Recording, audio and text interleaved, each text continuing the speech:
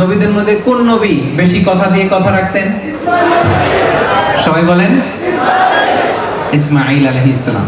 একদিন আসরের নামাজের পর বা বিকেল বেলার ইবাদতের পর এক লোক এসে বলল, ইয়া নবী আল্লাহ ইসমাঈল,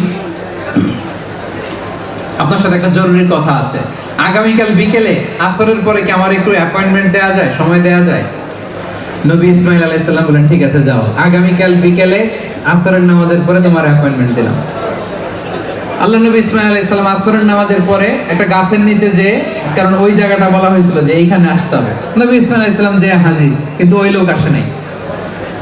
আসছে কে? এই যে ঘুমাইতেছে বোধহয়। আসছে কে? ইসমাঈল আলাইহিস সালাম। আসে নাই কে? ওই লোকটা আসে নাই। তো নবী ইসমাঈল আলাইহিস সালাম ভাবছেন আজকে হয়তো ব্যস্ত ছিল, কোনো ঝামেলা হয়েছে, আজকে আসে নাই, কালকে আসবে, কালকে আসবে, একটু ভুলে গেছে। আল্লাহ নবী ইসমাঈল আলাইহিস সালাম তার পরের দিন ওই জায়গায় যে আবার হাজির হলেন, যে লোকটার তো ওয়াদা দিয়েছিলাম কি যেন বলবে, দেখি আজকে আসে কিনা। ওই দিনও ওই লোক আসে না।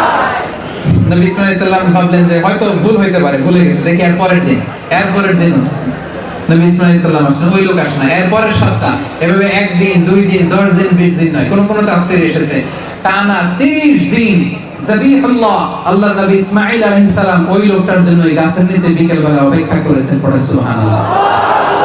কারণ মুমিনের কথার দাম আছে না নাই? কথার দাম আছে না নাই? আমার জীবন যাবে কিন্তু আমার কথার নড়চড় হবে না। ওয়াল মুফুনা বিআহদিহিম ইযা আহাদু, যারা কথা দিয়ে কথা রাখে, কথার কোনো ব্যত্যয় করে না।